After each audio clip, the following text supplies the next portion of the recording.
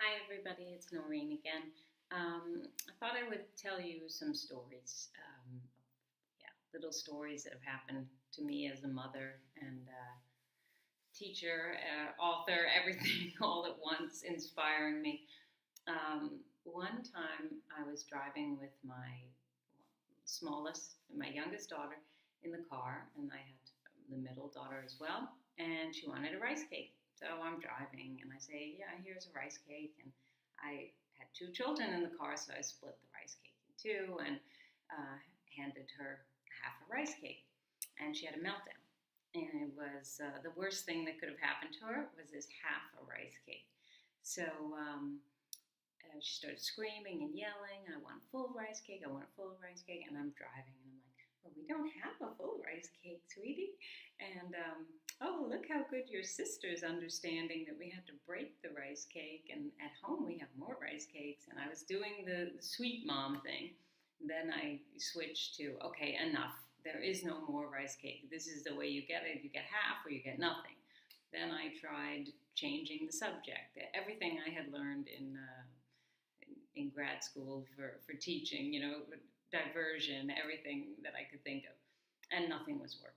And then, of course, like all natural people, we start getting frustrated, right? And we feel that we're getting really frustrated. And what do we do? And this little 3-year-old kid is going to make me, possibly crash a car. I felt so crazy about it. So I said to her, "Okay, now you need to stop it because I can't drive the car with you screaming in my ear like that, and this is really dangerous, and I'm going to have to stop the car."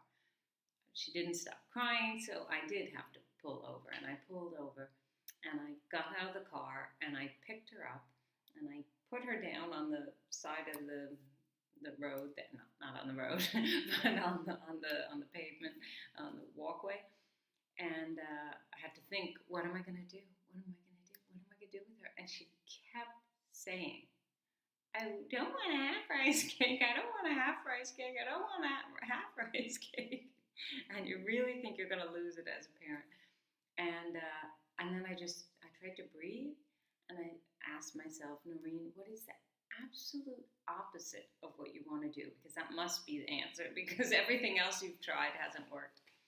And then I thought, well, okay, the opposite of what I'm feeling right now would be love, real love, right? Like just loving her for the way she's acting. So I just turned to her. I thought I had nothing to lose. And I just looked at her and I said, "Would you like a hug?" And it was magic. That was it. That was it. I was right. Do the opposite of what you feel like doing. And she stopped and looked at me and put up her arms. And then I picked her up and held her in my arms. And that actually I want to show you is what inspired this last page. Because from that day on, this picture, I mean, obviously this wasn't that day, but this is it. This moment is what can sometimes they're, not able to go there. But after that, I reminded her when she calmed down later. She was fine after that. There was nothing else, and there was no more about the rice cake. I held her in my arms, and I said, "Can we go back into the car?" And we got back into the car, and we went home, and she ate her half rice cake. It was really like that.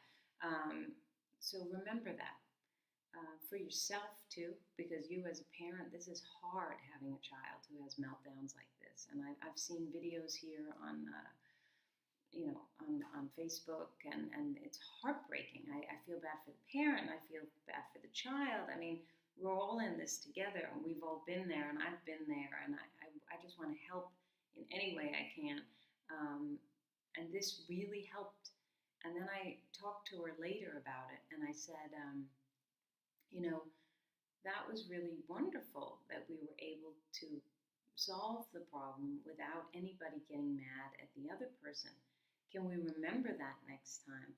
That if you feel that way, that you feel really that nothing's going right and that you really need a hug, can you tell me? And she said, "Yes, but sometimes I can't say that when I'm there." I said, "That's true. So what about a sign? Like maybe we have a little sign like this, or I don't know. You can make it up with your child. I don't even remember what it was actually." And it worked. And if she had a meltdown, we would look at each other, our eyes would catch and say, like, is this it? Is it happening? And then I would just open up my arms and she would come into my arms and everything went away. Um, I'm not saying this can happen all the time, but it really was powerful. It was I would have to say it's one of the that and the diet are like the most powerful things that have helped me as a mom getting through these really difficult times. We'll get into the diet another time, but this is easy. This is step one, 101 of having a highly sensitive child. Um, Remember the hugs. Okay, bye bye.